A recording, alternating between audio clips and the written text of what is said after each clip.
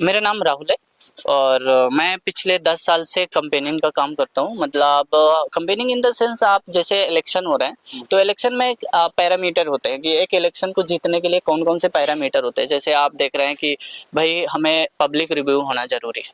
किसी भी क्षेत्र में आप पब्लिक रिव्यू जब तक आपको नहीं पता होगा पब्लिक का क्या देखना, क्या किस नज़र से किसी पार्टी को देख रही है या किसी नेता को देख रही है, तब तक नहीं, वो हम पता करते हैं। फिर इसके बाद हम उस जो भी लीडर की वेरिफिकेशन देते हैं कि भाई ये चीज़ आपका यहाँ पे आप करो, वहाँ पे अच्छा काम करो, वहाँ पे अच्छी चीज़ें पता करो, एजुकेशन में है, पॉवर्टी या बेरोजगारी कितनी है उस पे काम करो। इसके लिए आपको हमारे पता करने के लिए तरीके।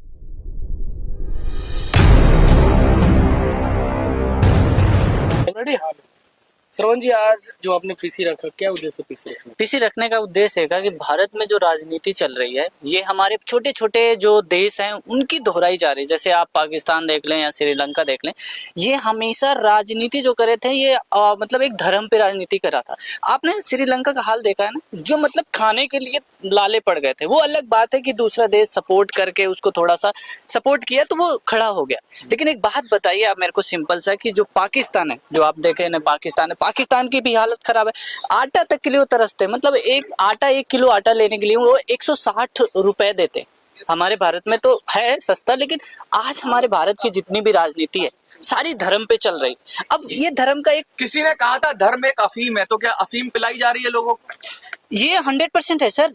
आप हिस्ट्री देखो ना, हिस्ट्री आप देखिए, हिस्ट्री में कभी भी आपको धर्म पे बताया गया है कि नहीं धर्म करो तो आपका हिंदुत्व जो आप राम है रामायण बनेगी, धर्म के आधार पर क्या महाभारत बनेगा।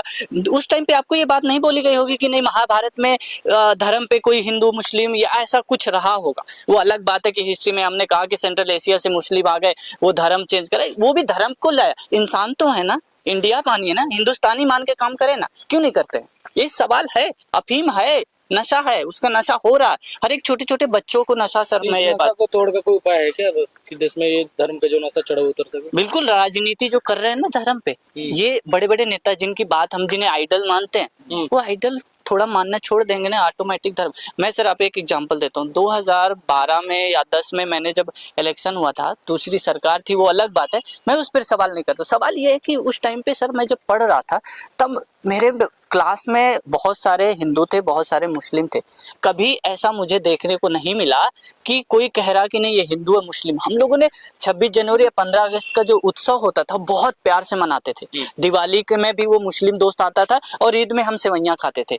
तो राजनीति जब 2014 का इलेक्शन हुआ था, इसमें भी कभी भी आपने नोटिस करना, चाहे न्यूज देख लो चाहे कहीं पे वीडियो देख, कभी भी आपको हिंदुत्व या कभी भी धार्मिक चीजों पे इलेक्शन नहीं लड़ा गया। उनके एक चेहरे पे लड़ा गया था कि नहीं हमें मोदी जी चाहिए। उस टाइम पे तो ये चीज नहीं कि पिछले 10 साल से, इन 10 सालों में जितना बुस्ट पकड़ा है, जितनी चीजें हुई, आधे से ज्यादा राजनीति सर इसी में हो रही है। लेकिन उससे पहले बहुत सारी चीजें ऐसी होती थी कि वंदे मातरम नहीं बोलेंगे, बहुत सारी ऐसी खबरें आती रहती थी। क्या लगता है कि उस सब का गुस्सा, जिस तरह से जो भारत विरोधी मानसिकता थी, उस सब के गुस्से का फायदा उठा के कुछ लोगों ने धर्म की राजनीति करी? क्योंकि धर्म के विरोध में भी बहुत कुछ बोला गया था।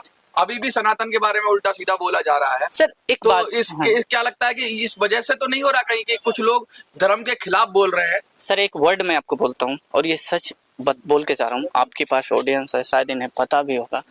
राजनीति जो धर्म पे हो रही ना सर, इसका राजनीति से और धर्म से कोई जो रिलेशन बन रहा है ना, लेकिन दोनों तरफ से हो रही है ना। सुनिए आप, अब मैं बोलना क्या चाह रहा हूँ सर, जो ये धर्म है ना, ये धर्म के लिए नहीं है, ये मजाक उड़ाया जाता है, ये केवल वोट के लिए जिया जाता है। वोट चाहिए ना, धर्म का भी तो मजाक उड़ाया ही जा रहा है। हाँ, तो वही बात तो मैं प्रूव कर रहा हूँ कि जो वोट मांगी जा रही है ना, धर्म का मजाक उड़ा के वोट ली जा रही है, असली में नहीं माना जा रहा। दिल से मानो, अच्छा लगेगा। क्यों नहीं मान रहे हो ना, दिल से मानना चाहिए ना आपको। आप तो बस भाई हम हिंदू हैं और हिंदू में टीका लगाए, भगवा कपड़ा पहनने के बाद आप वोट ले रहे हो, ये गलत है।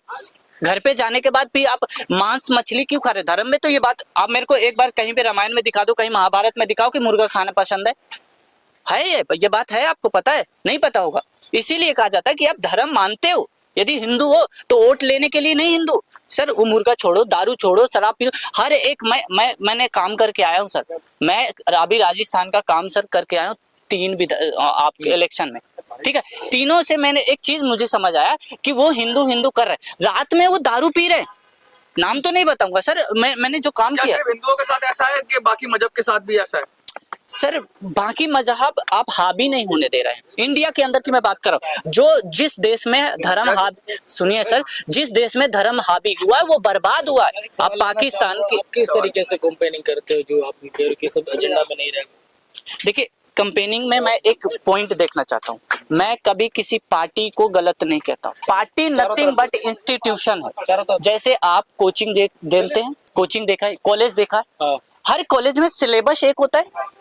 अब उस कोचिंग में जो टीचर पढ़ा रहा ना सर, वो आपको अलग हो सकता है। टीचर बहुत अच्छा पढ़ा सकता है, गंदा पढ़ा सकता है, तो हमें टीचर चेंज करने की जरूरत है, ना कि हमें पार्टी। बिल्कुल, मोरल ऑफ द स्टोरी समझ आया? मुझे भाजपा से कोई नफरत नहीं, मुझे कांग्रेस से कोई नफरत नहीं। ये इंस्टीट्यूशन है, ये एक कोचिंग है, बट उसके अंदर कुछ लीडर ऐसे हैं जो देश को बेवकूफ, देश के लोगों को बेवकूफ और देश को पागल बनाने का। अब उसमें से मैं बीजेपी की बात करता हूँ। लोगों की आस्था जुड़ी हुई है धर्म के साथ। सर उनकी आस्था को कैसे आप तोड़ सकते हैं? अगर वो आस्थावान है, उनकी आस्था है कि हम हमारे लिए धर्म सर्वोपरि है, हमारे लिए सर एक सवाल, सर मैंने आपको आंसर इसका दे दिया, आपने नोटिस नहीं किया। मैंने कहा धर्म मानो तो इज्जत से मानो, मजाक नहीं होना चाहिए। समझ आई बात?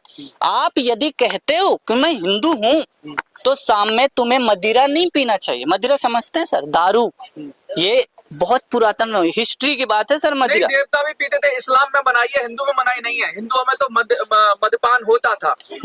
मद्यपान, शराब, मद्यपान पीने का मतलब अब समझिए सर, मैं आपको बता रहा हूँ मद्यपान का मतलब क्या था। रात में ऐसी चीजें पीना, ऐसी चीजें पीना जिससे सुकून, अच्छी नींद आए। और इसका मतलब ये नहीं कि भाई बोतल ढनगाए और फोन करे अपने से छोटे। जो ज्यादा किसी चीज को पी लेंगे तो फौजी भी थोड़ी सी पीते हैं, ये तो पीने वो का तो सर फौजी को इसलिए दिया जाता है उसका। आप बताइए सर, फौजी में भी आप ये जो दारू का शब्द आया, ये आया सर उधर साइड से, यूरोपियन कंट्री से। क्यों? वहां पे ठंडी होती है, समझिए, मैं आपको समझा, ठंड होता है और ठंड टेम्परेचर मेंटेन करने के लिए पीते। इंडिया में क्या होता है ना सर, कोई भी विधायक सांसद की बात कर रहा हूँ, वो फोन दारू इसलिए पीता है कि वो दुश्मनी अपनी खत्म करे। वो फोन करता है, वो फोन करेगा, तुम दारू पीने के बाद ही फोन करेगा और गाली देगा अपने से छोटों को। सर मैं ऐसे उड़ने हवा में नहीं बोल रहा, मैंने ये देखी है बात। तो क्या दारू बंद कर देनी चाहिए? मैं कब कह रहा दारू बंद करना चाहिए? आप यदि राजनीति कर रहे हो धर्म पे, तो दारू और धर्म की बात है। यदि आप धर्म मान रहे हो तो दारू बंद करो, और नहीं मान रहे हो तो छोड़ो। सवाल है। नहीं तो धर्म तो मना करता है नहीं। दारू तो सिर्फ इस्लाम में मनाई है। हाँ। हिंदू धर्म में कहीं नहीं लिखा गया है कि दारू पीना है। सर मेरे को यही मैं आपको लाना चाह रहा था उतनी समय से। इस्लाम में मनाई है तो क्या सारा सर मैं यही बात कर रहा लागू करता है? सर मैं एक वर्ड बोल रहा हूँ, आप हिंदू मुस्लिम में हर एक इंसान आ रहा है। भाई क्यों कर रहे हो भाई? आपके हिंदू मुस्लिम करके इलेक्शन क्यों? दारू से और हिंदू मुस्लिम जो कर रहे हो ना आप, ये गलत है ना आपका इंडिया में। अच्छा मेरे को एक सिंपल बात बताओ। हाँ। जब देश आजाद हुआ था, जब देश आजाद हुआ, कितने मुस्लिमों ने पार्टिसिपेट किया, कितने हिंदुओं ने? यदि दोनों ने साथ ना, मुस्लिम लीग भी लीग बनी थी 2006 1906 में बनी थी, बना था, आपको याद है? हाँ। और यदि वो साथ ना दिया हो तो क्या देश आजाद होता? नहीं तो साथ दे के ले तो लिया पाकिस्तान। अब यहाँ पे तो हिंदू राष्ट्र बना नहीं, यहाँ तो हाँ। सेकुलर ही बना। तो मतलब कहने का मतलब ये कि एक ही धर्म विशेष ने लिया ना, हिंदुओं ने तो नहीं अरे सर मैं तो विशेष धर्म के चक्कर में बर्बाद तो हुआ, क्या इंडिया को भी बर्बाद करना चाहते हो? नहीं करना। तो फिर धर्म छोड़ो ना भाई, बर्बाद करना कि नहीं भाई? पाकिस्तान के जैसे 160 सबको पकड़ लिया। एक सवाल है, सब आ जाओ। एक मेरा सवाल, हाँ आप जी। किस तरीके से काम करते हो कंपनी में? कंपेनिंग में हमें धर्म पे बात नहीं करनी, सिंपल वर्ड है। आप एक, हर कोई जनता है सर, उनको उनकी कमी देखिए। 3 पॉइंट में देता हूँ। अच्छा बताइए। कोई भी सरकार है, 3 पॉइंट में ध्यान दे। एक आपका एजुकेशन, दूसरी आपकी गरीबी, तीसरी आपका एम्प्लॉयमेंट, बेरोजगारी जिसे आप कहते हैं, उसमें से हेल्थ। सर जब आप इन तीनों चीज को ले आओगे ना सर, मैं इन तीनों चीज को आप अप्लाई कर दो ना, चौथी ऑटोमेटिक सही हो जाती है। लोग तो कहते हैं कि न्याय सबसे जरूरी है, सबसे पहले न्याय होना चाहिए, उसके बाद शिक्षा होनी चाहिए, उसके बाद स्वास्थ्य। ये 3 बेसिक मुद्दे सरकार की जिम्मेवारी है। रोजगार तो खुद ही कर लेगा आदमी अगर चाहे। मैं एक तीनों वर्ड की बात कर रहा हूँ। कोई भी सरकार के ले आओ, जो भी प्रेजेंट है, पास्ट ही या फ्यूचर आएगी, इन 3 में काम कर दे। हाँ। इन तीनों वर्डों में काम कर दे, सारे सवाल आपके सॉल्व ना हो जाए तब बता। एजुकेशन किस लिए किया जाता है? किस लिए किया जाता है एजुकेशन? एजुकेशन आप एक सिलेबस डिसाइड करते हो कि मेरा संविधान होगा, मेरी हिस्ट्री होगा, मेरा ज्योग्राफिकल डेटा होगा और मेरी इकोनॉमिक्स होगा। इन तीनों में से तो एजुकेशन से आप समझ गए। लोग आप फील्ड में उतारते हो जब कंपेनिंग कब जाती है आपकी टीम को? लगभग एक टीम में जो होता है वो आपको, एक छोटी टीम में हम बात करते हैं तो 5 लोग होते हैं मिनिमम। कितने साल का एक्सपीरियंस है जो आप लगातार? और लगभग हमें हो गया 10 साल के आसपास हो गया। हाँ, 2014 में नॉर्मल स्टार्ट कर दिया था हमने। तो किसी मतलब भी आप किसी भी रीजनल पार्टी के लिए करते हो पर्टिकुलरली या फिर खुद के ही कंपेन करते अच्छे इंसान के लिए। हो? अच्छा, कोई आपको कोई भी विधायक, एमएलए, एमपी, बीजेपी का हो, कांग्रेस का हो, आपको बुलाओगे तो कंपेनिंग करोगे उसके लिए? अच्छा इंसान, आप नहीं समझ पाए अच्छा, सर। कैसे पता करते हो? कुछ आइडिया तो होगा। नितिन गडकरी को आप किस नजर से देखते हैं सर? मुझे क्या पता, आप ही बताओ। मैं आपको बता देता हूँ, नितिन गडकरी हैं बीजेपी से। बहुत सारे लोग बीजेपी, मैं फिर आपको बताता हूँ, बीजेपी एक पार्टी को हम इंस्टीट्यूशन कहते हैं, कोचिंग कहते हैं। उसके अंदर के लोगों की कमी हो सकती, पार्टी की कमी नहीं। लोग जिस दिन अच्छे हो गए उस दिन पार्टी अच्छी हो जाती है। सही बात। तो अब आप सोचिए सर, नितिन, लेकिन हर पार्टी की आइडियोलॉजी होती है ना। हिंदुत्व की आइडियोलॉजी है बीजेपी की, सेकुलरिज्म की आइडियोलॉजी है कांग्रेस की। तो आइडियोलॉजी तो है पार्टी में और उसी के इर्द गिर्द करना पड़ता है आपको। आइडियोलॉजी कैसे बनती है सर?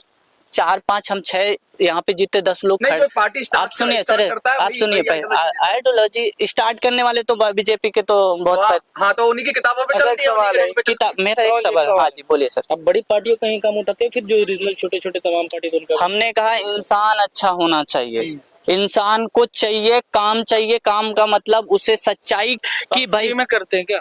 फ्री, भाई मैं फ्री में कर सकता हूँ। मैं बता रहा हूँ, मैं फ्री में कर सकता हूँ। और लोगों का? और ये इलेक्शन में फंड, आपने देखा इलेक्शन फंड एक निकलता है। यदि वो फंड भारत सरकार ना इशू करे, ना निकाले, तो सर मैं नहीं लूंगा। समझ आई बात? तो आप कहाँ से हो सर और कहाँ रहते हो? क्या एड्रेस है जो लोग तमाम पार्टी अगर देख लिया आपके पास कॉन्टेक्ट करने को? सर मैं दिल्ली में ही रहता हूँ, विधानसभा के पास ही रहता हूँ। और मेरा मेल आईडी है geotalks1@gmail.com। तो मुझे इससे आप मेल करेंगे और हम वेरीफाई करेंगे, मेरी टीम पूरी वेरीफाई करेगी ये सच है, ये इंसान अच्छे हैं या गलत, उनकी कैसी है, हम पूरा वेरीफाई करेंगे। जनता का वेरिफिकेशन पूरा रिव्यू के बाद हम उनको रिवर्ट मेल करेंगे। चलिए ठीक है sir. Okay, thank you so much.